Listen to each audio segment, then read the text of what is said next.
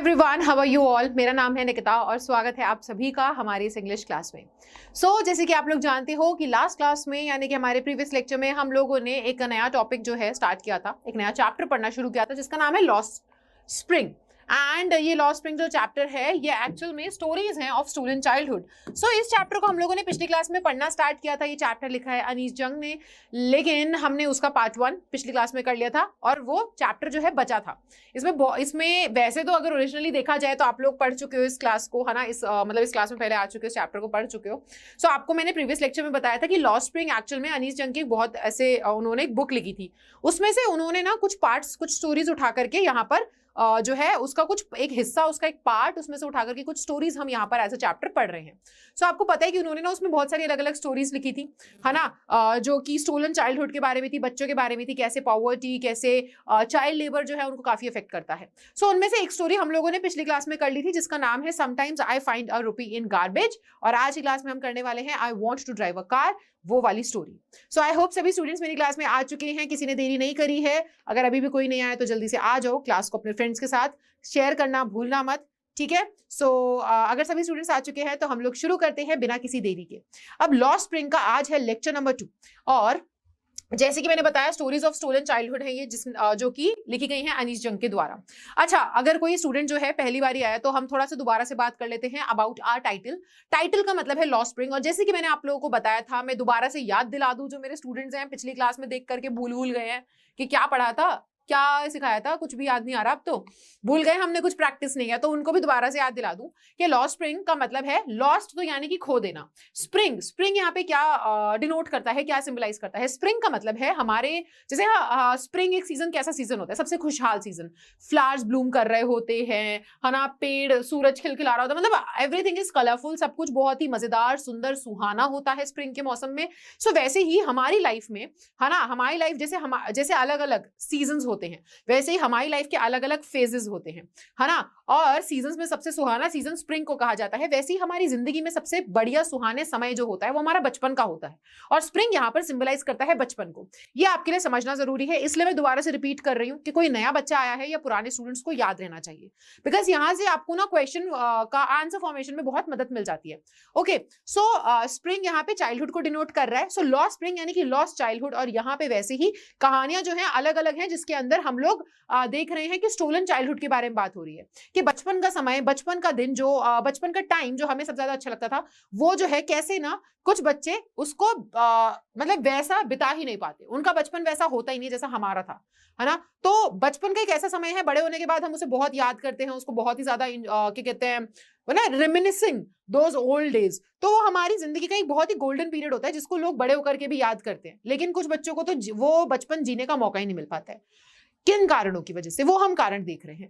Actual में ये जो चैप्टर है, जैसे कि मैंने बताया, इसके अंदर 2 स्टोरीज हैं। ये वाली स्टोरी हम पहले कर चुके बेटा, ठीक है। अगर आपने लेक्चर नंबर 1 नहीं देखा है तो इसको देखना, sometimes I find rupee in garbage, जो कि साहिब की कहानी थी, है ना। तो ये साहिब की कहानी हमने कर ली है। आज हम करेंगे I want to drive a car, यानी कि मुकेश की कहानी आज हम सुनने वाले हैं। आपको जैसे कि मैंने बताया कि हम लोगों ने प्रीवियस लेक्चर में कुछ चीजें कवर कर ली हैं, आज के लेक्चर में मैं आपको क्या बताने वाली हूँ। What will we learn today? आज के इस लेक्चर में आपको I want to drive a car, जो कि हमारी स्टोरी नंबर क्या है, जो कि हमारी स्टोरी नंबर 2 है, यानी कि आज हमारा पार्ट 2 है, लेक्चर 2 है ना। ये पार्ट 2 जो है चैप्टर का, स्टोरी नंबर 2 है, इसका आज हम पूरा अच्छे से इन डेप्थ एनालिसिस, पूरा चैप्टर को पढ़ेंगे, इसकी थीम को पढ़ेंगे, लाइन बाय लाइन समझेंगे क्या कहानी है। साथ ही साथ मैं आप लोगों को दोबारा से एक बार ऑथर और चैप्टर के बारे में बता भी दूंगी, समरी भी आपको लास्ट लेक्चर की, प्रीवियस लेक्चर की करवा दूंगी। बिना किसी देरी के स्टार्ट करते हैं। अनीस जंग ने ये चैप्टर लिखा है। जैसे कि मैंने बताया कि इनका जन्म हुआ था रौरकेला में, और इन्होंने अपना बचपन जो है, और अपने बचपन के बाद जो बड़ी भी हो गई थी, तो उन्होंने अपनी जिंदगी का काफी इंपॉर्टेंट हिस्सा हैदराबाद में बिताया है, ठीक है। अब इनको ना क्या है, इनकी एजुकेशन हैदराबाद और साथ ही साथ United states of America, USA में, दोनों जगह पे इनकी पढ़ाई हुई है, ठीक है। अब यहाँ पर एक और चीज आपको देखने वाली कि इनके दोनों पेरेंट्स जो है वो राइटर थे। साथ ही साथ अनीस जंग जो है इन्होंने लिखना शुरू किया था, है ना, इन्होंने अपना करियर राइटर के तौर पे शुरू किया था इंडिया में, लेकिन ये ना एक एडिटर हैं, कॉलमनिस्ट हैं हमारे भारत में, साथ ही साथ भारत के बाहर जितने भी देश है ना, उसमें से कई से देशों में ये एडिटर और जर्नलिस्ट हैं, वो भी मेजर न्यूज़पेपर्स के लिए, ठीक है। अब ये जो बुक है, जैसे कि मैंने बताया कि ये ना इन्होंने एक पूरी बुक लिखी है जिसका नाम है लॉस्ट स्प्रिंग, और इसके अंदर बहुत सी कहानियां हैं स्टोलन चाइल्डहुड की। तो हमने उस बुक में से कुछ हिस्सा निकाल करके, 2 स्टोरीज निकाल करके यहाँ पे आपके सामने पेश करी है, चैप्टर बन गया है उसका। और उसके अंदर हम बता रहे हैं कि कैसे पॉवर्टी, ट्रेडिशंस, है ना, इन सब के चलते बच्चों का शोषण हो रहा है, उनका बचपन उनसे छीना जा रहा है। एक ऐसा बचपन जिसमें उनको कोई जिम्मेदारी नहीं होती है, जिसमें हम फ्री होते हैं, जिसमें हम टेंशन फ्री, जिम्मेदारी से फ्री। सिर्फ टेंशन होती है तो ये होती है कि शाम को खेलने जाने का समय मिलेगा कि नहीं मिलेगा, होमवर्क कंप्लीट कर लिया है ना, कि नहीं करा है। और मतलब जिंदगी यार बहुत बिंदास होती है, लेकिन कुछ बच्चों को वो जिंदगी, वैसा एहसास मिलता ही नहीं है अपनी लाइफ में। तो ऐसे बच्चों की कहानी हमने इस चैप्टर के अंदर देखी है अभी तक, ठीक है। चलो अब इसी के साथ हम क्या करते हैं, अब इसी के साथ हम आगे आते हैं, चैप्टर के बारे में पढ़ते हैं। चैप्टर में क्या बताया गया है, तो जैसे कि मैंने आपको बताया, ये जो पूरा चैप्टर है लॉस्ट स्प्रिंग, ये एक्चुअली फोकस करता है खोए हुए बचपन के ऊपर। और एक्चुअल में यहाँ पर बात हो रही है ऐसी, यहाँ पे ना आपको कहानी के माध्यम से, अलग अलग कहानियों के माध्यम से बताया जा रहा है कि कैसे कैसे ना हम जो अपने बचपन को बड़े होने के बाद भी याद करते हैं, है ना, और मतलब काफी इंजॉय करते हैं उस बचपन को, वो फेज कैसे किसी बच्चे को तो जीने को मिल ही नहीं पाता। वो बचपन जैसा असलियत में होना चाहिए ना, वैसा बचपन तो कुछ बच्चे देख ही नहीं पाते। बचपन से उनके ऊपर जिम्मेदारियां आ जाती हैं अपने घर को चलाने की, घर को संभालने की। माँ बाप चाहे बूढ़े हो जाएं, है ना, या फिर ऐसे बच्चों का तो साथ क्या होता है कि इनको ना, या तो इनके घर में कोई डिजीज होगा, है ना, तो डिजीजेस के चक्कर में घर की रिस्पॉन्सिबिलिटीज बच्चों पे आ जाती है, क्योंकि पॉवर्टी स्ट्रिकन है, क्योंकि गरीबी के शिकार है। सो होता क्या है कि बचपन से ही ना इन बच्चों से उम्मीद करी जाती है कि ये घर में, है ना, रोजी रोटी लाने में मदद करेंगे। सो अलग अलग इन्हीं चीजों के चक्कर में चाइल्ड लेबर में पड़ जाते हैं, एजुकेशन प्रॉपर नहीं मिल पाती है। और बचपन से इनके ऊपर रिस्पॉन्सिबिलिटीज आ जाती है, और कैसे इनका एक्सप्लॉयटेशन होता है, ये हम इन अलग अलग स्टोरीज में देख रहे हैं। साथ ही साथ इस चैप्टर के थ्रू हमारे जो लेखिका हैं अनीस जंग, वो एक्चुअल में यहाँ पर बताना चाह रही हैं, और वो इन स्टोरीज के हिसाब से ना, इन स्टोरीज के माध्यम से आवाज उठाना चाहती हैं कि भाई हमें चाइल्ड लेबर को एक तो रोक लगानी चाहिए, है कि नहीं। जितना हम इन लोगों के लिए अच्छा कर सकते हैं उतना अच्छा करना चाहिए। वो अपनी तरफ से यहाँ से आवाज उठा रही है कि पहली बात तो चाइल्ड लेबर को पूरे तरीके से बंद कर देना चाहिए, ठीक है। तो ये इनका प्रयास है इस चैप्टर के माध्यम से, और इनमें अलग अलग स्टोरीज में उन्होंने यही दिखाया है, ठीक है। चलो अब हम आगे चलते हैं। हमने इस चैप्टर का एक पार्ट पढ़ लिया था जिसका नाम है समटाइम्स आई फाइंड अ रूपी इन गार्बेज। अब इसके अंदर ऑथर जो है वो बताती हैं कि उनके मतलब एरिया में, उनके पड़ोस में, है ना, वहां पर साहिब नाम का एक बच्चा रहता था। वहां पे एक कचरे का ढेर था, वहां पे वो क्या करता साहिब, वो एक रैग पिकर था। रैग पिकर यानी कि कूड़ा बीनने वाले, जो कूड़े में से, है ना, चीजें बीनते हैं। अब वो क्या बोलता था, वो कहता था कि हमारे लिए सोने की खदान है, क्योंकि उसमें कभी ना कभी उसे कुछ ना कुछ अच्छा मिल जाता था, और वो उसको बहुत चाव से खोजा करता था, है ना, कचरे के अंदर। कई बारी उसे 1 रुपया मिल गया, कई बारी 10 रुपए मिल गए। तो इस आस में कि मेरे को और ज्यादा मतलब डिग करूंगा और ज्यादा खोजूंगा तो कुछ अच्छा मिलेगा, तो वो वहां पर इस तरीके से काम किया करता था। अब अनीस जो है वो रोज साहिब से टकराती थी, है ना, घर में आते जाते वो बाजू में ही सड़क के किनारे पे उन्हें मिल जाया करता था, तो वो बात करती थी और उनकी साहिब से अच्छी बातचीत हो गई थी। अच्छा, उन्हें जब नाम नहीं पता था स्टार्टिंग में, तो उन्होंने ना साहिब से उनका नाम पूछा कि तुम्हारा नाम क्या है बेटा। साहिब ने जब अपना नाम बताया तो उन्होंने नाम सुनकर कि अच्छा इस बच्चे का नाम साहिब है, तो वो सोचने लग गई कि इस बच्चे को अपने नाम का मतलब नहीं पता, क्योंकि इसके नाम का मतलब है लॉर्ड ऑफ द यूनिवर्स, और अगर इसे अपने नाम का मतलब पता चल जाएगा ना तो ये विश्वास ही नहीं करेगा कि इसका नाम ये है कि नहीं। फिर वहां पर वो साथ ही साथ बताती कि ये जो बच्चे हैं ना, किस तरीके से एजुकेशन जो है इनको ढंग से नहीं मिल पा रही है, कितनी तो प्रॉब्लम्स ये अपनी लाइफ में देखते हैं, है ना।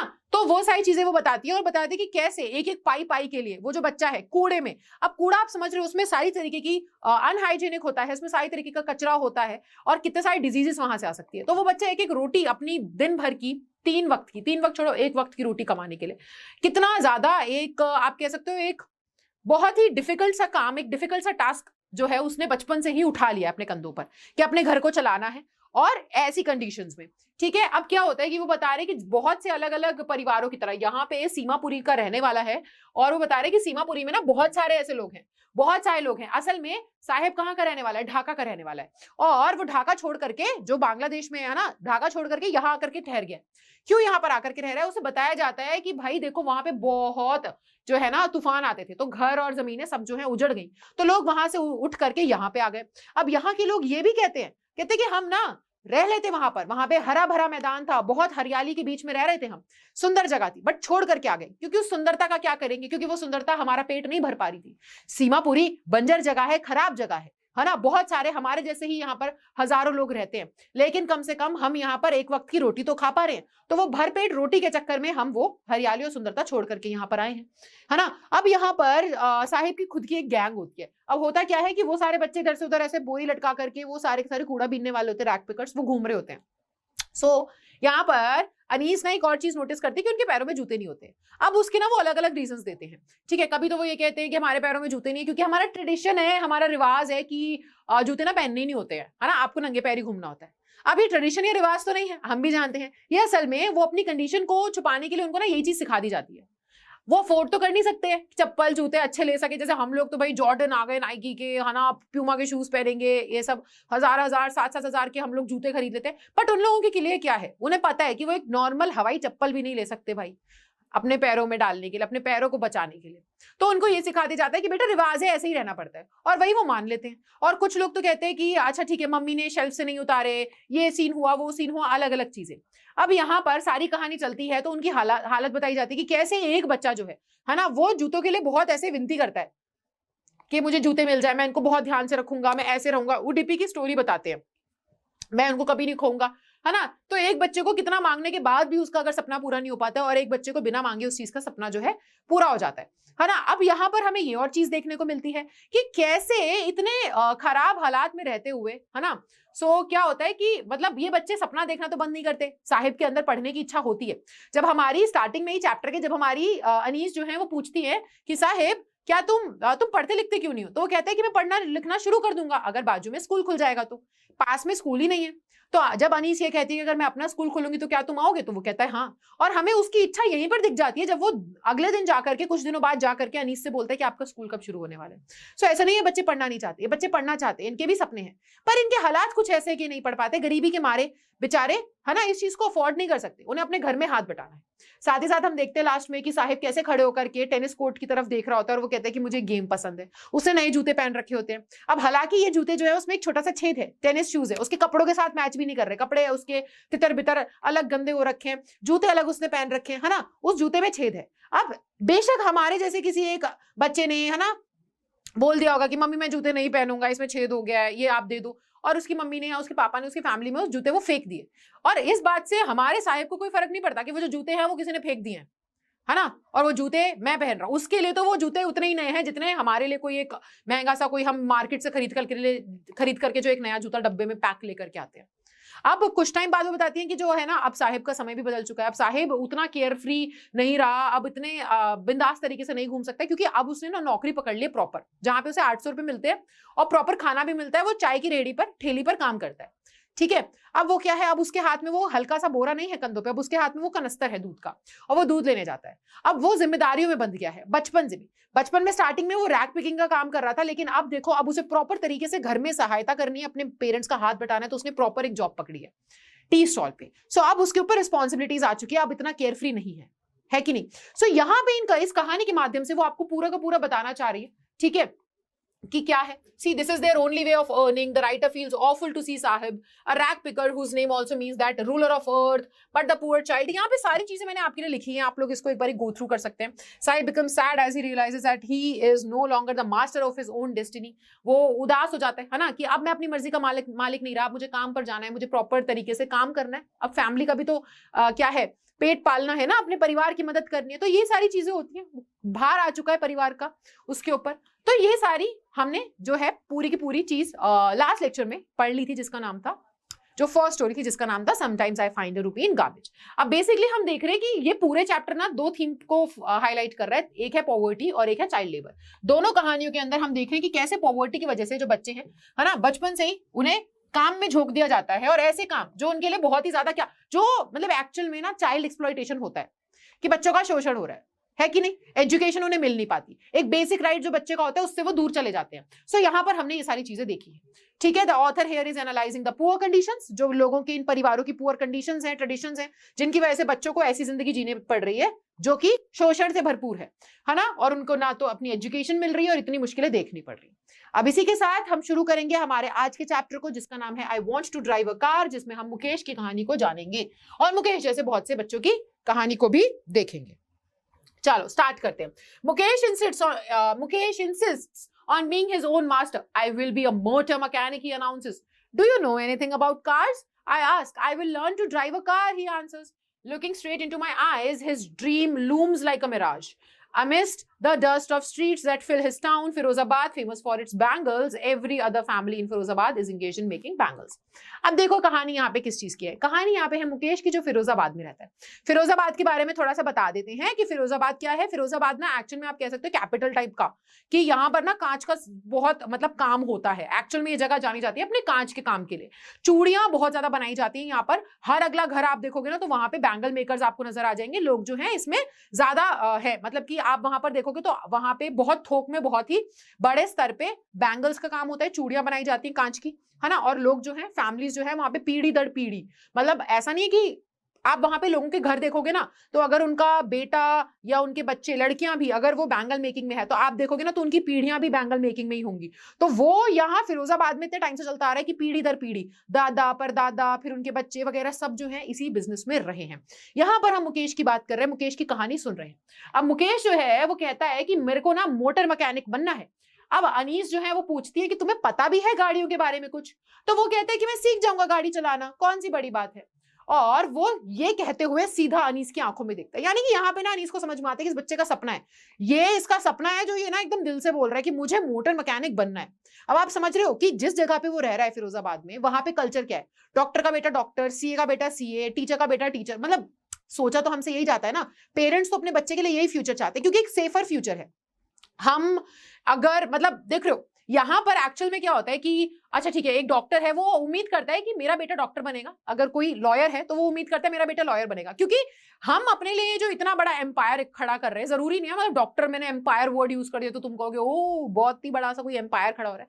दैट मीन्स के यार अगर मैं टीचर हूं तो आई नो है ना कि, या फिर अगर फॉर एग्जाम्पल मैं लॉयर हूं तो मेरा एक बेस बना हुआ है। एज अ लॉयर मैंने खूब स्ट्रगल किया। तो हमारे पेरेंट्स नहीं चाहते होते ना कि हमें किसी और फील्ड में जाकर के नया काम उठाएंगे उसमें स्ट्रगल मिलेगा। हम चाहते हैं कि बेस बना हुआ है, इस बने बनाए बेस को सेफर तरीके से अगर हमारा बच्चा कंटिन्यू करेगा तो उसको ना जीरो से शुरू नहीं करना पड़ेगा, उसके पास एक लेवल रहेगा। यही एक उम्मीद होती है, यही एक आप कह सकते हो मोटिव होता है माँ बाप का कि यार मैं डॉक्टर हूं, है ना, मैं ऑलरेडी जानता हूं, ऑलरेडी सेफर है, सेफर साइड पे कि मतलब सेफ है कि मैं ऑलरेडी डॉक्टर हूं, मेरे ऑलरेडी कॉन्टैक्ट्स हैं, मैं ऑलरेडी एक बेस बना चुका हूं, फैमिली में डॉक्टर बन चुका हूं, तो मेरा बच्चा भी डॉक्टर बनेगा तो उसको ना जीरो से शुरू नहीं करना पड़ेगा, उसको थोड़ा सा फैमिली सपोर्ट रहेगा, फैमिली में डॉक्टर्स रहेंगे। तो मम्मी पापा यही सोचते हैं कि डॉक्टर का बेटा मतलब डॉक्टर ही बन जाए, है ना, या बेटी डॉक्टर ही बन जाए, लॉयर है तो बच्चे लॉयर मतलब एडवोकेट ही बने, ज्यादा बेहतर रहेगा। सो यहाँ पर क्या है, यहाँ पर ना वही बात होती है कि अब पीढ़ी दर पीढ़ी इतनी जब चूड़ी बनाने का काम चलता आ रहा है तो यहाँ पर उम्मीद करी जाती है कि अब जब बच्चा पैदा होता है ना तो क्या ही करना है, चूड़ियों का काम ही सीखेगा, बैंगल मेकिंग ही उसे सीखनी है। लेकिन यहाँ पर ना इस पूरे के पूरे सिस्टम को, इस पूरे की पूरी प्रथा को तोड़ते हुए हमें मुकेश की आंखों में देखने को मिलता है, मतलब वो जब सीधा अनीस की आंखों में देख करके बोलता है ना कि मैं गाड़ी चलाना सीख लूंगा, मुझे मोटर मैकेनिक बनना है, तब देखने को मिलता है कि देखो इसका खुद का एक ड्रीम है। मतलब ऐसा नहीं है कि इसे भी बेशक इसे झोंक दिया गया है कि इसे बैंगल मेकिंग करनी है, बट वो अभी भी सपने देख रहा है और उसे पढ़ना है, उसे मोटर मैकेनिक बनना है ना। सो वहां पे एक ड्रीम कि इन बच्चों की आंखों में अभी भी सपना है, बस वो सपना पूरा कैसे करें वही ये नहीं जानते, क्योंकि सोसाइटी और सब कुछ ऐसा है और इनको एक्सप्लॉइट इतना ज्यादा किया जा रहा है। सो यहाँ पे हमें ये समझ में आता है। अब खुद ही हमें अनीस बोलती है कि उसका जो सपना है ना वो एक मिराज की तरह है। मिराज यानी कि छल होता है ना, कि हम चाहते हैं कि ये सच हो। अब जैसे तुम एक डेजर्ट में घूम रहे हो, है ना, एक रेगिस्तान में है, बहुत प्यासे हैं, तो वो रेगिस्तान की तपती गर्मी में हमें ना छलावा ऐसा लगता है ना, सामने तालाब है क्योंकि आप इतना ज्यादा उसे चाहते हो, तालाब है, लेकिन वो सच नहीं होता है, वो हमारी आंखों का धोखा होता है, हमें लगता है ऐसा, है ना। तो आप यहाँ पे इस तरीके से समझ सकते हो कि वो बच्चा जो है वो सपने को देख रहा है और वो सपना जो है ना वो क्या है, वो उसे लगता है कि वो सच होगा, बट वो सच नहीं हो पाएगा, क्योंकि वो देखो ना वो कहाँ रहता है, किस एनवायरमेंट में है, किस फैमिली से आ रहा है, वो नहीं वो सपना शायद सच कर पाएगा। बट वो उसका क्या है, उसकी आंखों में वो सपना जो है वो सच करना चाहता है, सपना तो वो देख ही रहा है कि नहीं। Amidst the dust of streets that fill his town, Firozabad famous for its bangles। वो कह रहे फिरोजाबाद की जो सड़कें हैं ना वो धूल मिट्टी से भरी हुई हैं। फिरोजाबाद फेमस है बैंगल्स बनाने के लिए, है ना, वहां पे चूड़ियां बनती है, शीशे का कांच का काम होता है, वो जगह उस चीज के लिए फेमस है, भट्टियां चलती हैं बहुत ज्यादा, तो पूरी सड़कें जो है काले धुएं से भरी पड़ी हैं। और उस धुएं के बीच में उन्हीं काली आंखों से एक बच्चा सपना देख रहा है मोटर मैकेनिक बनने का, जो कि ऐसे लगता नहीं कि सच हो पाएगा, क्योंकि देखो जहां पैदा हुआ है, जिस हालात में पैदा हुआ है, वो बैंगल मेकिंग में ही जाएगा और वो कर भी वही काम रहा है। बट सपना देखने से तो कोई किसी को नहीं रोक सकता, है कि नहीं। Every other family in Firozabad is engaged in making bangles. वो कह रहे हैं हर एक परिवार, हर एक अगला परिवार जो है फिरोजाबाद में चूड़ियों का ही काम करता है। It is the centre of India's glass blowing industry. Firozabad जो है इंडिया का सेंटर है, यहीं पे कांच के सारे सामान वमान बनते हैं जो आप देख रहे हो, है ना। तो फैमिलीज जो है यहाँ की जनरेशन जनरेशन मतलब पीढ़ी दर पीढ़ी यहाँ पर इन भट्टियों में, फर्नेस होता है बेटा भट्टियां, जहां पे हम लोग बनाते हैं ना, ये क्या कहते हैं आप समझ रहे हो ना, मोल्ड किया जाता है इस कांच वांच को। तो उन भट्टियों में पीढ़ी दर पीढ़ी लोगों ने काम किया है, ग्लास को वेल्ड कर रहे होते हैं, चूड़ियां बना रहे होते हैं उन सभी औरतों के लिए, ठीक है, जो है ना इन लैंड इट सीम्स। तो वहां पे फिरोजाबाद ये इस चीज के लिए फेमस बहुत है, और वो सेंटर है इन सभी भट्टियों का, ठीक है। इस इंडस्ट्री का पूरा मिरर इंडस्ट्री या ग्लास इंडस्ट्री आप कह सकते हो, वो पूरी की पूरी यहीं पर चलती है, ठीक है। तो मुकेश की फैमिली जो है, Mukesh family is among them, और मुकेश की फैमिली भी उनमें से एक है जो यहाँ पे रहती है, और वो भी वही काम करते हैं बैंगल्स बनाने का। None of them know that it is illegal for children like him to work in the glass furnaces with high temperatures in dingy cells without air and light. That the law, if enforced, could get him and all those 20,000 children out of the hot furnaces where they slog their daylight hours, often losing the brightness of their eyes. अब वो बोल रही है कि यहाँ पर ये जो है फिरोजाबाद, ये सेंटर तो है ग्लास इंडस्ट्री का, यहाँ पे बेसिकली बहुत ज्यादा काम होता है, हर एक वेल्डिंग, है ना, मोल्डिंग वगैरह, बैंगल्स बनाने का। अब मुकेश की फैमिली भी उनमें से एक है, फिरोजाबाद में हर एक परिवार यही काम कर रहा है, मुकेश की फैमिली भी उनमें से एक है कि वो भी यहाँ पे चूड़ियां बनाने का काम करती है। लेकिन वो कह रहे हैं कि काश इनमें से किसी एक को पता होता, इनमें से कोई भी नहीं जानता कि ये बच्चों का यहाँ पर ऐसी जगह पे ग्लास फर्नेसेस, ग्लास की भट्टियों में, कांच की भट्टियों में काम करना बच्चे के लिए इलीगल है। चाइल्ड लेबर इलीगल है, हमारा तो पूरा का पूरा लॉ कहता है ना कि आप बच्चों से काम नहीं करा सकते, येट फिर भी लोग करवाते हैं, है कि नहीं? क्यों? क्योंकि वो उनकी इग्नोरेंस का फायदा उठाते, क्योंकि उनको नहीं पता ना कि ये काम इलीगल है, वो तो नहीं जानते, वो तो अज्ञानी है, उनको तो पता नहीं, उनकी उसी इग्नोरेंस का फायदा उठाते हुए लोग इनसे काम करवाते हैं, और यही है एक्सप्लॉइटेशन, और यही है बच्चों का एक्सप्लॉइटेशन कि बच्चे को नहीं पता, है ना, तो उनको झोंक दिया उन भट्टियों में, उन काली अंधेरी भट्टियों में, वहां पे उनसे काम करवाते हैं। और इन्हें पता होता तो ये सारे के सारे जो हैं ये क्या हो जाते, ये सारे के सारे आजाद होते। वो तपती गरम, है ना, इतने ज्यादा तापमान वाली तपती, और वो धूल से भरी, और वो काली कोठरियों से, जहां पे हवा नहीं है, जहां पे लाइट नहीं है, और अगर ये लॉ इन्फोर्स हो गया, इन पे लागू हो गया ना इनके ऊपर, तब तो ये हमारा मुकेश और उसके जैसे 20,000 बच्चे जो हैं वो मुक्त हो जाएंगे इस प्रॉब्लम से, इस आप कहो काल कोठरी से, जो कि क्या करती है, जो कि एक्चुअल में इन बच्चों को ना ऐसी गरम गरम भट्टियों के सामने धकेल देती है, जो कि धुएं से भरी है, जहां पे बहुत ज्यादा टेम्परेचर है, जहां पे हवा तक नहीं आती है, जहां पर रोशनी तक नहीं पहुंचती, और वो पूरे दिन उस आग के सामने, उस अंधेरे में बैठ करके काम कर रहे होते हैं, और क्या करते हैं, और इवेंचुअली, है ना, दिन में सूरज नहीं देख पाते हैं, और इवेंचुअली अपनी आंखों की शक्तियां, अपनी देखने की शक्तियां खो देते हैं, अंधे हो जाते हैं। Mukesh Sai beam as he volunteers to take me home, which he proudly says is being rebuilt. अब वो होता है क्या कि मुकेश ना एकदम से बोलता है, ओह आप मेरे घर चलना चाहते हो, चलो चलो आप, मैं आपको अपने घर लेकर के चलता हूँ, मैं आपको पूरा अपना घर दिखाऊंगा, आपको अच्छा लगेगा, मम्मी भी हैं, पापा भी हैं। सो वो ना अब अनीस को अपने घर लेकर के जाता है, और वो बहुत खुश होता है, उसकी आंखें एकदम ऐसे चमक रही होती है कि अरे मेरे घर कोई आने वाला है, और वो बताता है कि मेरे घर का रेनोवेशन चल रहा है, यानी कि थोड़ी सी मरम्मत वगैरह हम उसमें करवा रहे हैं। We walk down stinking lanes choked with garbage. अब हमें अनीस बता रही है कि उसका घर कहाँ पर है, मुकेश का, वो मुकेश के घर जा रही है। अब मुकेश के घर में ना पतली पतली गलियों में से जा रही है, जिसमें से बांस आ रही है, बहुत गंदी बदबू आ रही है, क्योंकि वहां पे ना, जो आप समझ रहे हो ना कि वहां पर कचरा फंस गया है सड़कों पे पड़ा हुआ है, गंदा ही, नालियां भर गई हैं, तो कचरे से चोक हो गई है, वो फंस गई है पूरी की पूरी पतली पतली गलियां, वहां पे बहुत गंदी स्मेल आ रही है, ठीक है। Past homes that remain hovels with crumbling walls, wobbly doors, no windows, crowded with families of humans and animals coexisting in a primeval state. अब वो बोल रहे हैं कि और वहां पे, है ना, उस गली में से जब मैं नीचे उतर रही हूँ, तो गली तो ऐसी है कि इतना ज्यादा कचरा भरा पड़ा है, और गली जाम हो रखी है कचरे से, बहुत कचरा है, बहुत बदबू है, और वहीं पे घर जो है, एक एक करके घर जो पास हो रहे हैं, वो घर कैसे हैं, वो घर भी ऐसे हैं कि वो स्लम टाइप का एरिया है ना, वो आप एकदम ऐसे झुग्गी झोपड़ियां बनी हुई हैं, जो जिसकी दीवारें ऐसी हैं कि एकदम ही नीचे अभी ढह जाएंगी सारी दीवारें, दरवाजे जो हैं वो ऐसे हैं टूटे फूटे से, ची ची ची ची ऐसे कर रहे हैं दरवाजे, है ना, दरवाजे भी जो हैं वो भी गिर जाएंगे, और क्या कहते हैं, उनमें खिड़कियां नहीं हैं, और वो जो है छोटे छोटे से, होता नहीं कि एक कमरे के अंदर वो इतना बड़ा परिवार रह रहा है, बेटा भी रह रहा है, उसकी बहू भी रह रही है, उनके बच्चे भी रह रहे हैं, है ना, सब लोग उसी घर के अंदर रह रहे हैं। तो कह रहे छोटे छोटे से घर है, जिसके अंदर, जिसकी हालत इतनी गंदी है, दीवारें इतनी ज्यादा ऐसी कि अभी ढह जाएंगी, दरवाजे जो हैं वो भी ऐसे हिल जाते हैं पूरे के पूरे, उनमें कोई जान नहीं है ना, ऐसे घरों में जिसके अंदर पूरा का पूरा इतना भीड़ का पूरा 2-3 जनरेशन जो है वो एक साथ एक छोटे से घर में फंसी हुई है, इतना क्राउडेड सी फैमिलीज है, फैमिलीज से क्राउड हो रखा है, ठीक है, और वहां पर जानवर भी उन्होंने अपने आसपास रख रखे हैं। सो इस तरीके से वो लोग रह रहे हैं। He stops at the door of one such house, bangs a wobbly iron door with his foot and pushes it open. Foot, foot foot foot, ठीक है, फुट होगा एकदम, बोलते बोलते फूट निकल गया वो।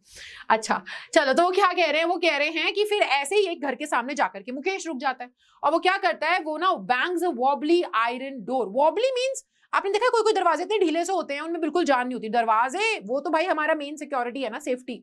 दरवाजे पे दरवाजे मजबूत होने चाहिए, घर में चोरी नहीं होगी, कुछ नहीं होगा। दरवाजे वहां के ऐसे हैं कि मतलब एक लात मारो तो ऐसे पूरे ऐसे झूल जाते हैं और लगता है अभी टपक के दीवार से नीचे गिर जाएगा वो दरवाजा। सो ऐसे ही घर के बाहर जो है मुकेश जाकर के रुकता है और वो ऐसे लात मार के दरवाजा खोल देता है और दरवाजा एकदम ऐसे झन्ना जाता है पूरा कि अब भी टूट के गिर जाऊंगा, ठीक है। और ना वो उस दरवाजे को जब खोलता है तो वो एक एंटर करते हैं एक हाफ बिल्ट शैक में। झोपड़ी है, झुग्गी झोपड़ी है, कोई घर नहीं है और वो भी आधा बना हुआ है, ठीक है। In one part of it thatched with dead grass, वो कह रहे हैं उसका एक हिस्सा जो है वो कवर हो रखा है वो सूखी, वो तुमने देखी है स्ट्रॉ बोलते हैं ना, सूखी वो पीले घास से, है ना। तो वो कह रहे हैं कि एक तरफ जो है चारा टाइप्स का जो होता है ना, जो गांव गाय वगैरह के लिए वो देखा है तुमने, भूसा, हाँ भूसा। तो वो कह रहे हैं कि एक तरफ जो है ना उस घर का छोटा सा आधा बना हुआ घर है, उसका एक तरफ जो है वो क्या है, उनकी छत जो है वो कवर हो रखी है सूखी घास से। एक वहां पर फायरवुड स्टोव है, वो चूल्हा है वहां पर, जिसके ऊपर ना क्या हो रहा है, एक बड़ा सा पतीला रखा हुआ है जिसके अंदर पालक पकाई जा रही है, ठीक है, ऑन द ग्राउंड। और वहीं पर जमीन पर एक लार्ज एल्यूमिनियम प्लेटर रखा है, आर मोर चॉप्ड वेजिटेबल्स, एक ऐसी थाल रखी है जिसके अंदर और सब्जियां कटी हुई हैं, ठीक है। अ फ्रेल यंग वुमेन, एक ऐसी नाजुक सी, ठीक है, पतली सूखी सी एक नौजवान औरत जो है वहां पर, ठीक है, शाम का खाना बना रही है पूरे परिवार के लिए। एक बंदी है जो इतने बड़े परिवार के लिए खाना बना रही है, ठीक है। वो हालत बता रहे हैं कि छोटा सा घर है, आधी छत जो है वहां की एक पार्ट जो है पूरा का पूरा सूखी घास से कवर्ड है। जमीन पे देखो तो चूल्हा बना हुआ है और वहां पर उसके ऊपर बड़ा सा थाल रखा है जिसके अंदर पालक पक रहा है। जमीन पे और सब्जियां कटी हुई रखी है। वहां पे एक छोटी सी मासूम सी पतली सूखी सी एक नाजुक सी एक लड़की जो है, बेसिकली यंग वुमन, वो क्या कर रही है, खाना पका रही है पूरे परिवार के लिए। Through eyes filled with smoke she smiles, वो कह रहे हैं कि मतलब वो खाना पक रहा है तो उसको धुआं जो पूरे घर में जा रहा है ना, तो वो धुएं वाली आंखों में भी धुआं जा रहा है, तो वो अपनी धुएं वाली वैसी भरी हुई आंखों से ऐसे मुस्कुराती है प्यार से, क्योंकि वो वेलकम करी ना। अनीस भी उनके साथ, मुकेश के साथ अनीस भी आई है, सो वो वेलकम करने के लिए। She is the wife of Mukesh Elder brother. अब वो कौन है, वो असल में मुकेश की भाभी है, यानी कि मुकेश के बड़े भैया की बीवी, वो मुकेश की भाभी, ठीक है। Not much older in years, लेकिन वो मुकेश से ज्यादा बड़ी नहीं है, यानी कि ऑलमोस्ट मुकेश की उम्र की ही है। बट आप देख रहे हो कि इतनी छोटी सी मतलब इतनी ज्यादा उम्र की है नहीं वो लेडी, लेकिन उसके ऊपर इतने बड़े परिवार की सारी जिम्मेदारियां आ गई हैं और वो किसी की बहू बन चुकी है। She has begun to command respect as bahu, the daughter in law of the house, already in charge of 3 men, her husband Mukesh and their father. तो आप देख रहे हो यहाँ पे हमारा जो कल्चर होता है उसमें क्या होता है, बहू है, सबका पूरा घर संभालेगी, पूरे घर का ध्यान रखेगी, लेकिन वो बहू भी तो कितनी बड़ी उम्र की है, उसमें ज्यादा एज उसकी भी नहीं है, छोटी सी है ना। मुकेश के बड़े भाई की, मतलब मुकेश की भाभी है, बड़े भैया की बीवी है, लेकिन है मुकेश की उम्र की, और इतनी यंग एज में उनके ऊपर जिम्मेदारी आ चुकी है पूरे घर को चलाने का। मुकेश का ध्यान रखना, मुकेश को संभालना, साथ ही साथ अपने पति को, मुकेश के बड़े भाई अपने पति को संभालना, और उनके ससुर यानी कि मुकेश और उसके बड़े भाई के जो पिताजी हैं, इन सभी आदमियों का ख्याल रखना, घर चलाना। तो उन सारी जिम्मेदारियां जो है वो उनके ऊपर आ चुकी है उस छोटी सी बहू के पास, बहू के कंधों पे, ठीक है। सो बोल रहे when the older man enters, she gently withdraws behind the broken wall and brings her veil closer to her face. As custom demands, daughters-in-law must veil their face before male elders. So अब यहाँ पर क्या बात हो रही है, यहाँ पर वो कह रही है कि जैसे ही बड़े आदमी का, वो बोलते हैं ना कि हमारे कल्चर में कि जैसे ही क्या होता है, जैसे ही एक कोई घर का बड़ा अगर बहू के सामने आता है तो बहू का वैसे तो फर्ज बनता है घर के बड़े, और स्पेशली अगर वो होते हैं ना घर के बड़े अगर आदमी है, अगर जैसे ससुर या वो क्या होते हैं जेठ वगैरह, है ना, हाँ, तो घर के जो बड़े आदमी होते हैं अगर वो घर में आ जाएं या वो अगर सामने आ जाए, तो हमारा कल्चर तो यही डिमांड करते हैं कि घूंघट वूंघट करके आप ज्यादा बोलेंगे नहीं, आप चुपचाप पीछे हो जाएंगे, है ना। सो वही उस बेचारे ने किया, तो वही उसका ट्रेडिशन था, अपने ट्रेडिशन को फॉलो करते हुए कि भाई मुकेश के पिताजी जो हैं, है ना, यानी कि उसके बहू के ससुर, उस बच्ची के ससुर जो है, जो वाइफ है मुकेश के बड़े भाई की, उसके ससुर जब अंदर आते हैं तो वो क्या करती है, तो वो चुपचाप अपना वेल मींस घूंघट, वो घूंघट को नीचे खींचती है और पीछे एक छोटी सी दीवार के पीछे जाकर के, टूटी सी दीवार के पीछे जाकर के खड़ी हो जाती है। तो जैसे कि मैंने बताया, एज कस्टम डिमांड्स, जैसे कि हमारे रीति रिवाज की मांग है कि यही करना बनता है कि अगर आपके घर में आपसे बड़े कोई अगर बुजुर्ग या फिर आपसे बड़े कोई आदमी अगर वो आते हैं कमरे में, तो आप अपना घूंघट वूंघट नीचे करो, ज्यादा मत बोलो, चुप रहो। सो वही वो करती है। In this case the elder is an impoverished bangle maker, वो कह रहे, लेकिन इस केस में इज्जत तो पूरी कर रही है वो, लेकिन इस केस में वो जिसकी इज्जत कर रही है वो कौन है, वो खुद अपने आप में एक बहुत ही गरीब चूड़ी बनाने वाला है। Despite long years of hard labour, हालांकि उन्होंने बहुत ज्यादा साल जो है बहुत मतलब कड़ी मेहनत करी है ना, और वो पहले एक टेलर थे, उसके बाद चूड़ी बनाने वाले बने, लेकिन वो फिर भी कहीं ना पीछे रह गए। वो फिर भी अपने मतलब आप सोचो कि उस इंसान ने जो उनके हस्बैंड नहीं, जो उनके ससुर हैं है ना, फादर इन लॉ उस लड़की के, तो वो जब कमरे में आए बहुत गरीब है, उन्होंने बहुत मेहनत करी है, बहुत कई साल तक बहुत मेहनत करी है। पहले टेलर थे, उसके बाद वो क्या बने, उसके बाद वो बन गए आपके बैंगल मेकर। लेकिन फिर भी सोचो उनकी की पेमेंट, उनकी सैलरी उनको कितना कम मिलता होगा ना पैसा, कि वो फिर भी इतना पैसा नहीं कमा पाए कि अपने बच्चों को एक अच्छी एजुकेशन दे सके, अपने बेटों को, या फिर एक अच्छा घर बना सके उनके रहने के लिए। फिर भी वो इस चीज में फेल हो गए। ठीक है, all he has manage to do is teach them what he knows. और कह रहे केवल वो इंसान ना एक ही चीज कर पाया जो उसे आती थी, वो है चूड़ियां बनाना। उन्होंने अपने बच्चों को वही सिखाया जो उन्हें आता था, चूड़ी बनाना। तो आज मुकेश भी क्या है, बैंगल मेकर ही तो है। ठीक है, इट इज हिज कर्म, his destiny, says Mukesh's grandmother, who has watched her own husband go blind with the dust from polishing the glass of bangles. ठीक है, तो वो क्या कह रहे कि अब वहां पे क्या है, मुकेश की दादी बैठी हुई है, जिनके खुद के पति यानी कि मुकेश के दादाजी, उनकी मृत्यु कैसे हुई थी, वो बैंगल बनाते बनाते अंधे हो गए थे। तो मुकेश की दादी ने तो खुद अपने हस्बैंड को देखा है कि वो बैंगल बनाते बनाते, चूड़ियों के प्रोसेस में उनको बनाते बनाते अंधे हो गए थे, उनकी आंखें नेत्र है ना, नेत्रहीन हो गए थे।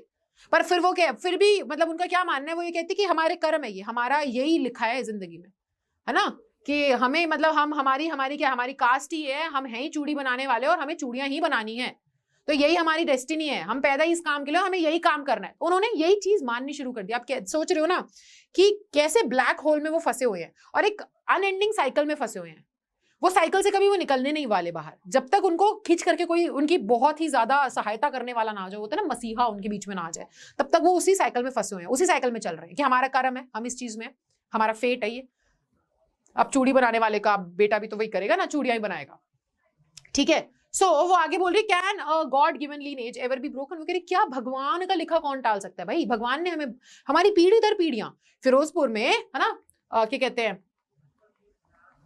फिरोजाबाद में, वो यही तो कह रहे हैं कि फिरोजाबाद में क्या है, फिरोजाबाद में अब यही चीज है कि यहाँ पे पीढ़ी दर पीढ़ी जो है वो चूड़ियां बना रही हैं। सो अभी तो भगवान का लिखा है, भगवान ने हमारी किस्मत में ये लिख करके भेजा है, उसको तो कोई नहीं तोड़ सकता। हमारी पीढ़ियां ये काम करते आई, हमारे बच्चे भी यही करेंगे, हालांकि जबकि उनके खुद के पति जो है अंधे हो गए थे इस प्रोसेस में। ठीक है, तो born in the caste of bangle makers, वो ये कह रहे हैं कि हम पैदा ही किस में हुए, हमारी कास्ट ही है भाई, हम पैदा ही बैंगल मेकर की कास्ट में हुए हैं। So they have seen nothing but bangles, कि चूड़ियों के अलावा हमने कुछ देखा भी नहीं और हम पता नहीं देखेंगे भी नहीं शायद। ठीक है, in the house, in the yard, in every other house, every other yard, every street in Firozabad. Firozabad की किसी गलियों में, किसी नुक्कड़ पे, किसी भी आप खलिहान में कहीं पे भी चले जाओ, आपको चूड़ियां बनाने वाले ही मिलेंगे और चूड़ियां ही बन रही होंगी, क्योंकि ये है ही वो जगह और यहाँ पे वही काम होता है। और हमारे बच्चों से, घर में बच्चा पैदा होता है, यही उम्मीद होती है कि ये भी आगे जाकर के वही काम संभालने वाला है पिता के बाद। लेकिन ये नहीं जानते वो लोग कि ये जो काली, आप समझ रहे हो ना, कोठरियों में ये जो इन्हें झोंक दिया जाता है, ये बचपन में से ये काम कर रहे होते हैं। और ये काम वैसे इलीगल है, बच्चों से आप काम करवा नहीं सकते। इनकी एक एज आती है 18 के बाद, हम लोग होते हैं ना प्रॉपर तरीके से, हम लोग सिटीजन बनते हैं, उसके बाद हम अडल्ट्स में काउंट होते हैं, उसके बाद वी कैन वर्क। पर जब तक वो उनकी उम्र आती है ना 18 के होने की और काम करने की, तब तक तो ये अपनी आंखें खो बैठते हैं भाई, इनके पास शक्ति नहीं बचती देखने की। देखो अब वो बोल रहे हैं कि spirals of bangles, Sunny gold, paddy green, royal blue, pink, purple, every colour born out of the 7 colours of the rainbow. वो कह रहे हैं अलग अलग चूड़ियां, आप नाम लीजिए, सारे रंग मौजूद हैं। ठीक है, सनी गोल्ड है, पैडी ग्रीन है, ब्लू है, पिंक है, पर्पल है, हर एक कलर जो आपके इंद्रधनुष में है उन सभी रंगों की हम चूड़ियां बनाते हैं। lie in mounds in unkempt yards are piled on 4-wheeled handcrafts pushed by young men along the narrow lanes of the shanty town। वो कह रही है कि अब ये सारी चूड़ियां जो हैं ये क्या होती हैं, ये ढेरों में पड़ी रहती हैं, जिनका ध्यान भी नहीं रखा जाता है, ऐसे है ना, इन अनकेम्प्ड यार्ड्स। कैसे यार्ड, कैसे खलिहान है वो, कैसे मैदान है वो, ऐसे जिनको ढंग से मेंटेन नहीं किया जा रहा, वहां पे ऐसे ढेर में, माउंड्स में ऐसे पड़ी रहती है वो। और क्या करा जाता है उनको ना, ऐसे पाइल इन 4-wheeled हैंडक्राफ्ट्स। तो देखिए ठेली, रेहड़ी जो चार, तुमने देखा होगा ना गलियों में, आप मम्मियों ने देखा होगा है ना, कि क्या है, चूड़ी बेचने वाला आता है तो वो रेहड़ी होती है, वो ऐसे धक्का मारते हैं, 4 पहिए होते हैं, उसके अंदर ऊपर चूड़ियां रंग बिरंगी रखी होती है। वो कह रहे हैं हम यही काम करते हैं, हमारे यही होता है, हर रंग की चूड़ियां बनती है। अब वो अलग अलग रंग होगा, वो एक ऐसे मैदान में, बुरे सी हालत वाले मैदान में चूड़ियां रहती हैं, उनको हम उठा करके उन रेहड़ियों पे डाल देते हैं, है ना। और फिर वो क्या करते हैं, वो नौजवान आदमी जो है उसको ऐसे पतली पतली गलियों से, है ना, इस शहर में लेकर के जाते हैं बेचने के लिए, वो चूड़ियां बिकती हैं फिर। And in dark hutments next to the lines of flames of flickering oil lamps at boys and girls with their fathers and mothers, welding pieces of colored glass into circles of bangles. Their eyes are more adjusted to the dark than to the light outside. Okay, नहीं यही। और फिर देखो, है ना, क्या होता है, और फिर उसके बाद अंधेरे में, ऐसे अंधेरे में, अंधेरी जगहों पे छोटे छोटे बच्चे, छोटे छोटे जो लड़कियां हैं, लड़के जो हैं, वो अपने माता पिताओं के साथ बैठ करके वेल्डिंग करते हैं। वो कांच को, उसको होता है ना, चूड़ियां अलग अलग टाइप की, उसे सजाना, वो सारा वेल्डिंग का प्रोसेस चलता है, अंधेरे में वो चलता है वेल्डिंग का प्रोसेस। तो बता रही कि इन बच्चों की हालत कुछ ऐसी है कि ये ना उजाले को इतना नहीं जानते जितना अंधेरे को जानते हैं। अंधेरे में रहने की आदत है, और आंखें भी अंधेरे को साथ एडजस्ट हो चुकी है। उजाला तो इन्होंने देखा ही नहीं है, पूरे दिन में ये काम करते हैं, रात में जाकर के तो दिन छुप जाता है, तो इनकी आंखें ही अंधेरे के एडजस्ट कर चुकी है। और जब ये उजाले में आते हैं ना, तो फिर उसके बाद क्या होता है, फिर धीरे धीरे इनकी आंखों की शक्ति ही देखने की चली जाती है। सो इस तरीके से इनकी जिंदगी चल रही है बेचारों की।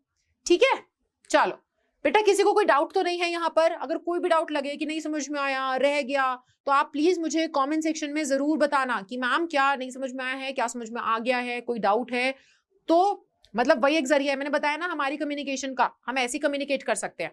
कमेंट सेक्शन में जितना खुल करके मुझे बताओगे कि क्या प्लस पॉइंट्स थे, क्या नेगेटिव्स थे, आपको क्या समझ में नहीं आया, मैं उतना ज्यादा आपके लिए वीडियोस में, अगली वीडियोस में हम उतना ज्यादा क्या करेंगे, उतना ज्यादा इंप्रूवमेंट लेकर के आएंगे, ताकि मेरे जितने भी स्टूडेंट्स हैं यहाँ पर, जितने भी बच्चे इस वीडियो को देख रहे हैं, वो सभी को मैं बहुत ही अच्छे से इस पूरे चैप्टर को, और जितना भी हम आगे का सिलेबस करने वाले इंग्लिश का, बहुत अच्छे से समझा सकूं, और आपके अल्टीमेटली मार्क्स भी बहुत अच्छे हैं। सो कमेंट सेक्शन में बताते रहना, कोई डाउट हो तो बताना, मैं वहां पे सॉल्व भी कर दूंगी। ठीक है, चलो।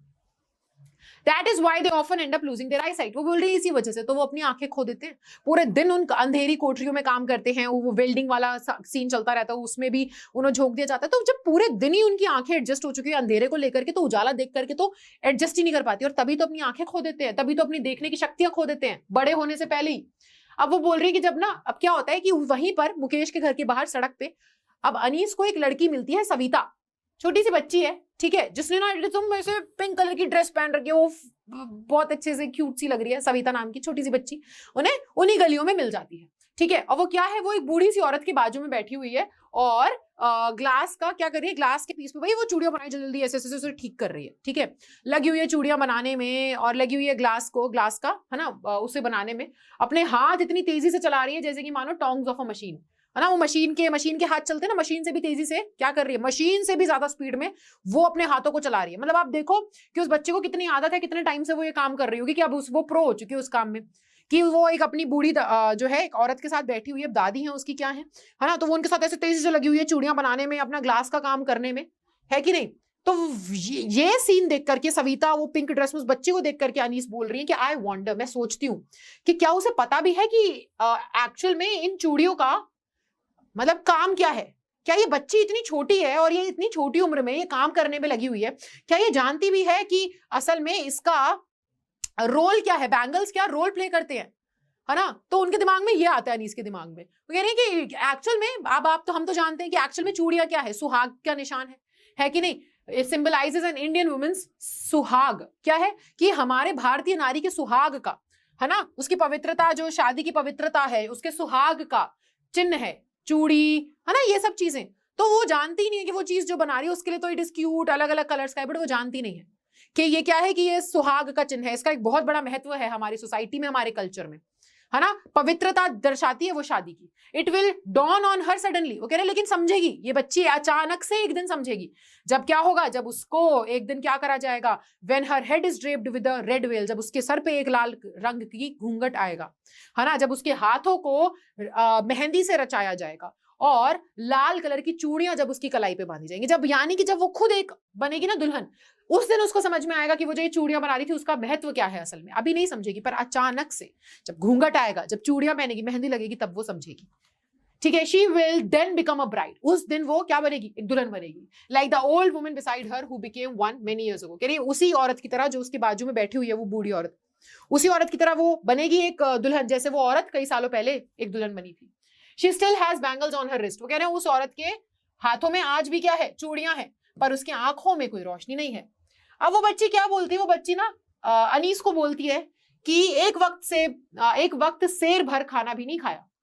अब होता क्या है, अब ऐसे लगता है ना हमको कि ओ फिरोजाबाद बैंगल कैपिटल है, फिर तो यहाँ पे लोग पैसा, मोटा पैसा छाप रहे होंगे, है ना। यही दिमाग में आता है कि बैंगल का क्या कहते हैं पूरा कैपिटल है, तो फिर बहुत तगड़ा ही पैसा मिलता होगा। मतलब यहाँ पे पता चलता है कि नहीं मिलता, इनको बिल्कुल पैसा नहीं मिलता, रिस्क बहुत ज्यादा है, इनके पास बहुत कुछ है खोने के लिए, अपनी जिंदगी का बहुत बड़ा हिस्सा खो देते हैं और अपने अपने शरीर का एक अंग खो बैठते हैं, आंखें अपनी, है ना, जिससे आप इतनी अच्छी आप अपनी अपनी जिंदगी देख पाते हो, आप दुनिया देख पाते हो, वो खो बैठते हैं ये, इन्हें कुछ नहीं मिलता है वहां पे। इस लाइन से हमें समझ में आ रहा है कि जब वो बच्ची कह रही है कि मेरे को एक टाइम का भरपेट खाना नहीं खाया उसने, तो उसे क्या ही पैसा मिलता होगा। She says in a voice drained of Joy, वो कह रहे हैं कि वो ऐसी आवाज में बोलती है जिस आवाज में बिल्कुल भी खुशी नजर नहीं आ रही। She has not enjoyed even one full meal in her entire life time, मतलब उस बच्ची ने अपनी पूरी जिंदगी में एक पूरे वक्त का खाना नहीं खाया, एक वक्त का पूरा खाना नहीं खाया। तो इस कदर उनको, मतलब आप सोचो कि उनको कितना पे मिल रहा होगा इस काम में। Her husband an old man with flowing beard says I know nothing except bangles, है ना। अब क्या है कि यहाँ पर, अच्छा ये लाइन जो है ये किनकी है, ये दादी की है, वो सॉरी दादी कहो कौन भी कहो, एक जो ओल्ड लेडी है। अब उनके हस्बैंड जो है, उनके हस्बैंड जो कि एक बूढ़े आदमी है जिनके कैसे लंबी सी दाढ़ी है ना, वो क्या बोलते हैं, कहते हैं मुझे तो चूड़ी बनाने के अलावा कुछ आता ही नहीं है, यही मैंने क्या, all I have done is make a house for the family to live in. कह रहे मुझे चूड़ी बनाने के काम के अलावा कुछ नहीं आता, मैंने पूरी जिंदगी में क्या किया, बस इनके लिए घर बनाया है, उसके अलावा कुछ नहीं, मैं चूड़ी बनाने का ही काम जानता हूँ, इतना ही मुझे आता है, बैंगल मेकिंग, दैट्स इट, यहीं तक मेरी एक्सपर्टीज है। ठीक है, ये बात कौन कहते हैं, वही दादी माँ हम बोल रहे हैं क्योंकि वो बूढ़ी औरत है। ठीक है, तो वही दादी माँ बताती कि मैंने अपनी जिंदगी में मतलब एक टाइम का भरपेट खाना नहीं खाया, और उनके पति भी यही बताते हैं, हाँ, कि मैंने भी कुछ नहीं किया, मेरे को सिर्फ यही काम आता है और मैंने बस एक घर बना करके दिया है। Hearing him one wonders if he has achieved what many have failed in their life time. Okay, ये बात सुनकर के मेरा दिमाग ऐसे सोचती हूँ मैं कई बारी कि क्या उन्होंने वो चीज पाई है जो बहुत से लोग नहीं पा पाते हैं, नाकामयाब हो जाते हैं पाने में।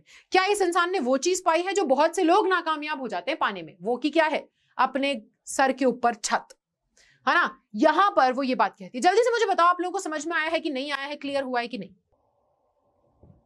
तो बहुत ही, मतलब आप यहां पर आसानी से समझ पा रहे हो, है ना, कि इनका ये कैसी कंडीशंस में थे, क्या था, कि वैसे अगर देखा जाए, मतलब वो कह रहे हैं कि इसमें हम दुखी हों, हम इसका मतलब पॉजिटिव साइड देखें, हम नेगेटिव साइड देखें, क्या करें। वैसे देखा जाए तो वो एक तरफ ये भी कह रहे हैं कि मैंने इसके सिवा कुछ और किया भी नहीं है, मैंने सिर्फ क्या करा, चूड़ियां बनाई हैं, और एक चीज मैं कर पाया कि मैं अपने परिवार को एक घर बना करके दे पाया। तो कह रहे अगर इसकी पॉजिटिव साइड देखें तो उन्होंने एक ऐसी चीज कर दी जो बहुत से लोग नहीं कर पाते, है ना, कि वो अपने घर के अपने सर के ऊपर छत, जो कहते हैं ना रोटी कपड़ा मकान, बस वो अपने सर को ढकने के लिए छत जो है वो नहीं बिल्ड कर पाते, बट उन्होंने वो चीज कर दी थी। So the cry of not having money to do anything except carry on the business of making bangles, not even enough to eat rings in every home. वो कह रहे हैं कि ये जो प्रॉब्लम है ना, ये जो रोना है, ये जो पीड़ा है ना, इस पीड़ा की आवाज कि भाई पैसा किसी के पास नहीं है, इतना पैसा किसी के पास भी नहीं है कि वो ना अपना बिजनेस कैरी ऑन करने के अलावा कुछ कर सके। बस वही है कि इतना ही पैसा है कि अपना जो बिजनेस है, जो अपना व्यापार है, उसी को उतना आगे बढ़ा सकते हैं, है ना। उसके अलावा वो सारा पैसा उसी में लग जाता है, उसके अलावा एक भर पेट खाना खाना, ठीक है, ये सब तो उन्होंने देखा ही नहीं। और यही जो है ना, यही आवाजें हर एक घरों में गूंज रही है वहां के, मतलब कि आप उनकी पॉवर्टी का लेवल देखो, गरीबी का लेवल देखो, कि उनके पास इतना कुछ, इतने प्रिविलेज्ड वो है ही नहीं कि उनको इतना हो पा रहा हो, कि इतना पैसा कमा पा रहे हो कि बिजनेस चल रहा है सही से, घर ढंग से अपना रख पा रहे हैं, खाना खा पा रहे हैं। नहीं, अभी अभी हमने देखा कि वो जो बूढ़ी आंटी है वो क्या बताती है, वो ये बोलती है कि भाई मैंने अपनी जिंदगी में भर पेट एक समय का खाना तक नहीं खाया कभी। ठीक है, the young man echo the lament of their elders. अब little has moved with time, it seems, in Firozabad. Years of mind-numbing toil have killed all initiatives and the ability to dream. तो वो बोल रहे हैं कि ये जो आदमी है ना, ये जो यंग मैन है, वो echo the lament of their elders. तो क्या कर रहे हैं कि वो जो मतलब आप समझ रहे हो कि वो जो क्राई, वो रोना, वो जो पीड़ा है, वो कह रहे हैं उनकी ना, वो जो उनके, अब यहाँ पर आप समझो फिरोजाबाद में पीढ़ी दर पीढ़ी ये काम चलता चला जा रहा है, पीढ़ी दर पीढ़ी, मतलब परदादा भी यही काम करते थे, उसके बाद दादा भी यही करते थे, फिर पापा ने भी यही किया, बच्चे भी यही कर रहे हैं, उनके बच्चे भी वही करेंगे, तो पीढ़ी दर पीढ़ी यही काम चले जा रहा है। और वो तो मान के बैठे हैं कि यार हमारी किस्मत ये, भगवान ने हमारी किस्मत में यही लिखा है, हमें यही काम करना है। और वो कह रहे हैं कि उनके बच्चों के थ्रू ना आप देख सकते हो, उनके बच्चों के चेहरों में आप देख सकते हो कि उनके ना माँ बाप का क्या है, उनके माँ बाप की पीड़ा की, ठीक है, जो झलक है, जो गूंज है, वो उन बच्चों में आज भी है, क्योंकि वो भी वही काम कर रहे हैं। ठीक है, अब little has moved with time it seems in Firozabad. कह रहे समय बहुत गुजर गया लेकिन फिरोजाबाद आज भी नहीं बदला। Years of mind numbing toil have killed all initiatives and the ability to dream. वो कह रहे हैं वो जो इतने सालों का ये जो इनके ऊपर भार आ चुका है ना, ये जो जिस काम में इनको झोंक दिया गया है ना इतने सालों से, इस काम ने उन लोगों के अंदर का सपने देखने की जो क्षमता है ना उसको मार दिया है। अब उन लोगों के अंदर ना सपने देखने की एबिलिटी तक नहीं रही, सपना देखने की क्षमता तक नहीं है उन लोगों के अंदर। ये हालत कुछ उनकी ऐसी हो चुकी है। Why not organize yourselves into cooperative? I ask a group of young men who have fallen into the vicious cycle of middlemen who trapped their fathers and forefathers. अब वो बता रही हैं कि हुआ क्या कि वहां के रहने वाले कुछ नौजवान आदमियों से हमारी अनीस यानी कि हमारी ऑथर ने पूछा कि यार तुम अपना खुद का क्या नहीं कर लेते हो, आप अपना खुद का एक आप खुद ही मिडलमैन के चक्कर में क्यों पड़े हो, आप बना रहे हो, आप किसी को बेच रहे हो, आगे बेच रहे हो, आप खुद ही क्यों नहीं कोऑपरेटिव क्यों नहीं बना लेते, है ना, इस चीज को आप खुद ही क्यों नहीं करते हो, आप मिडलमैन का झंझट ही छोड़ दो, बीच में जो बिचौलिया है जो ये काम कर रहा है उसका हटाओ उसका झंझट, आप खुद ही ये चीज क्यों नहीं करते हो।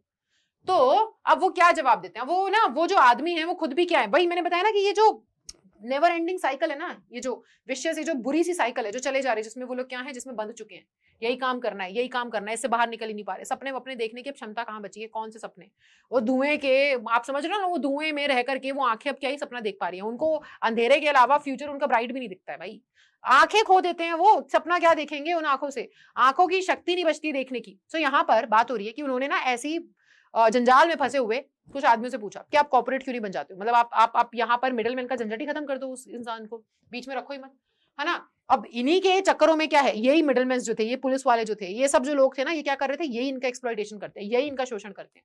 कैसे, यही इनसे इतना मतलब होता नहीं कि इनसे सस्ते में खरीद करके ऊपर देना, इनसे ज्यादा ऊपर महंगे दाम में देना, है ना, इनको एक्सप्लॉइट करना, यही इन लोगों के साथ बुरा अत्याचार कर रहे हैं, इन्हीं पर अत्याचार यही लोग कर रहे हैं, जो बीच के आदमी हैं, ये जो पुलिस वाले हैं, ये सब।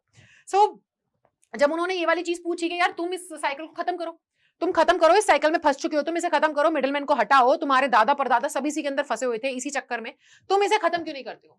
सो even if we get organised we are the ones who will be hauled up by the police, beaten and dragged to jail for doing something illegal। वो कह रहे हैं कि अगर हमने अपने आप को ऑर्गेनाइज कर भी लिया, अगर हम मिडलमैन का झंझट खत्म भी कर दें, तो वो लोग कह रहे हैं कि हमारी कोई नहीं सुनने वाला, हमें घसीट करके जेल में बंद कर दिया जाएगा, हमें मारा जाएगा, हमारे ऊपर अत्याचार होगा। सो हम ये करें भी तो कैसे करें। सो वही है कि बस वही है ना, उस साइकिल में फंसा दिया है कि वो ना तो उस साइकिल से बाहर निकलने की सोच सकते हैं, अपने सपने पूरे करें तो कैसे करें, घर में पहले एक वक्त का खाना तो पूरा भरपेट खा लें, और सबसे पहले ना ऐसे में जब आपकी नेसेसिटीज पूरी नहीं होती, तुम तो कॉमर्स के बच्चे हो, तुम तो अच्छे से जानते हो नेसेसिटीज वांट्स एंड लग्जरीज क्या होती है। बेसिक इंसान जो है ना सबसे पहले अपनी नेसेसिटी पूरी करता है कि मतलब रोटी कपड़ा मकान हो जाना चाहिए, उसके बाद हम देखेंगे, अगर कुछ बचता है फिर मैं जाकर के क्या करूंगा, स्कूटर खरीद लूंगा। अच्छा ठीक है, स्कूटर है, सब कुछ है, अगर कुछ बचता है तब जाकर के हम देखते हैं, जब हमारी नेसेसिटीज पूरी होती है ना तब जाकर के हम लग्जरी पे मूव करते हैं कि अब यार ये हो गया तो अब थोड़ा देखते हैं, ऊपर एसी लगवाएंगे, घर में गाड़ी ले लेते हैं, वरना नेसेसिटीज में ही जिंदगी कट जाती है। अब वो यही कह रहे हैं कि यार कहाँ से वो बाकी चीजों के ऊपर सपने वपने कहाँ से अफोर्ड कर सकते हैं, सपने देखना, जब उनकी नेसेसिटी ही इतनी है कि एक वक्त का घर पे भरपेट खाना पहुंचा सके, जो कि वही पूरा नहीं हो पा रहा है, तब तो ऊपर उठेंगे उन चीजों से। सपना देखना भी आप समझ रहे हो लग्जरी बन चुका है इनके लिए। सो यही वो बात बताते हैं कि हमें ना इसी तरीके से ये कह करके कि तुम कुछ इलीगल कर रहे हो, हमें तो जेल में डाल दिया जाएगा, हम कुछ कर भी नहीं सकते। So there is no leader among them, no one who could help them see things differently. Their fathers are as tired as they are. वो कह रहे अब ना क्या है कि इनके बीच में ना वो लीडर नहीं है, वो एक होता है ना जो आवाज उठाएगा सबके लिए, जो इनको आशा की तरफ लेकर के जाएगा, जो शायद इनका उद्धार करवा सकता है, वो इनके बीच में कोई है ही नहीं। हर कोई उतना दबा हुआ है, हर कोई उतना थका हुआ है, ये खुद इतने थके हुए हैं जैसे इनके पिता थके हुए हैं। ये लोग मतलब होता है ना कि इनका फ्यूचर जो है, इनका जो भविष्य है, वो भविष्य अब शायद ये खुद भी नहीं देख पाते, वैसी हालत इनकी हो रखी है, इतने ज्यादा परेशान, इतने ज्यादा पीड़ित, इतने ज्यादा गरीबी के मारे और इतने ज्यादा एक्सप्लॉइटेड लोग हैं यहाँ के फिरोजाबाद के। ठीक है कि इनके बीच में ना तो कोई इनका एक लीडर है जो इनके लिए आवाज उठाए, इनके लिए लड़े, इनके हक के लिए लड़े। So they talk endlessly in a spiral that moves from poverty to apathy to greed and to injustice। वो कह रहे हैं इनकी बातें क्या हैं, कभी ना खत्म होने वाली बातें हैं जो एक सर्कल में घूम रही हैं, है ना। ये शुरू होती हैं पॉवर्टी से, गरीबी से शुरू होती हैं, एपैथी पे जाकर के रुकती हैं, फिर उसके बाद लालच पे आती हैं, और फिर कितना इनके साथ इनजस्टिस हो रहा है, और ये बातें ऐसे ही घूमती रहती हैं। लिसनिंग टू देम कि इनकी बातें सुन करके आई सी टू डिस्टिंक्ट वर्ल्ड्स। वो कह रही है इनकी बातें सुन करके मैं दो अलग अलग दुनिया देख पा रही हूँ अनीस। यहाँ पे इन लोगों से बात करने के बाद, इनकी बातें सुन करके, इनके दुखों को देख करके इतनी नजदीक से, वो कह रही है मैं दो चीजों को समझ पा रही हूँ, मुझे ना अपने सामने दो दुनियाएं नजर आ रही हैं। एक दुनिया है किसकी, एक है family caught in a web of poverty, एक दुनिया है जो पॉवर्टी का शिकार है ना, burdened by the stigma of caste in which they are born.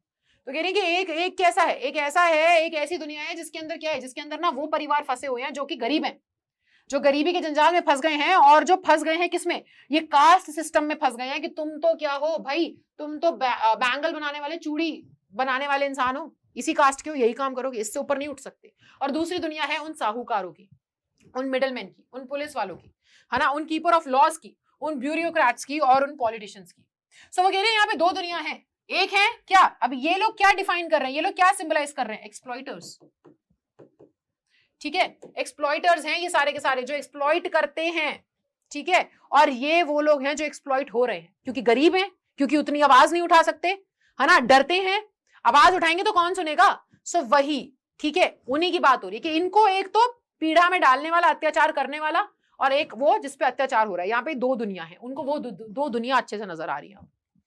Together they may have imposed the baggage on the child that he cannot put down। कह रहे वो इन दोनों चीजों में, एक परिवार जो अपना समझ रहे हो आप, जो एक वक्त का रोटी खाने के लिए, भर पेट भरने के लिए, वो बेचारा क्या कर रहा है, वो इस प्रॉब्लम में फंसा हुआ है, गरीबी का मारा वो परिवार, है ना, और वो इस कास्ट सिस्टम में फंस गया है कि हम चूड़ी बनाने वाले हैं, हमारे बच्चे भी यही करेंगे, है ना, उनका।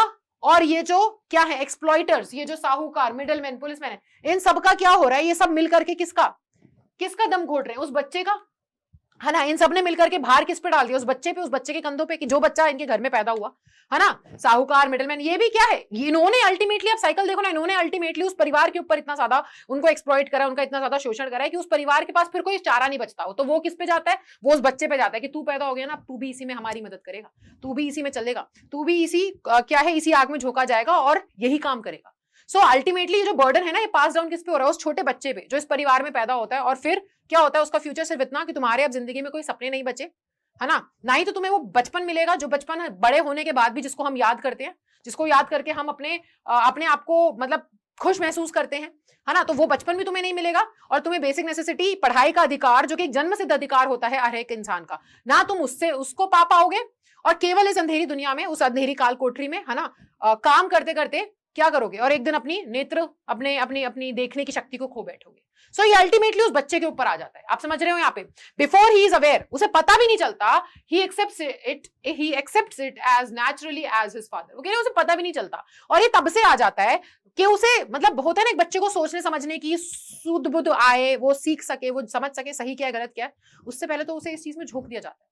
और जैसे उसके पिता के साथ हुआ, और जैसे इतनी पीढ़ियों में चलता आ रहा है, वैसे ही उसके साथ होता है कि उसे लगता है यही अब मेरा काम है, यही है, यही मुझे करना है, यहीं पे जन्म लिया है, यहीं पे काम करेंगे और यहीं मर जाएंगे, है कि नहीं, है ना। To do anything else would mean to dare, वो कह रहे हैं कि कुछ और करने का मतलब, ये चूड़ी बनाने के काम से, यही तो इनकी वो है ना नियति, कुछ और करने का मतलब है हिम्मत लेकर के आना, कि भाई नहीं, कुछ और करने का मतलब है कि आप हिम्मत लेकर के आ रहे हो, आप अपने ट्रेडिशन के खिलाफ लड़ रहे हो, क्योंकि इनके लिए तो ये ट्रेडिशन है जो पास डाउन हुआ है ना, इनके पूर्वजों से, तो इसका मतलब है आप कुछ और करने की हिम्मत लेकर आ रहे हो, आप नो कह रहे हो, आप लड़ रहे हो, आप उनके खिलाफ जा रहे हो, है कि नहीं। And daring is not part of his growing up. और कह रहे हैं कि अब मुकेश का क्या है, मुकेश ने तो सपना देखा ना मोटर मैकेनिक बनने का, और डेयरिंग लेकर के आना, डेयरिंग उसके बड़े होने का हिस्सा नहीं है, डेयरिंग उसने कहीं नहीं सीखी, ठीक है।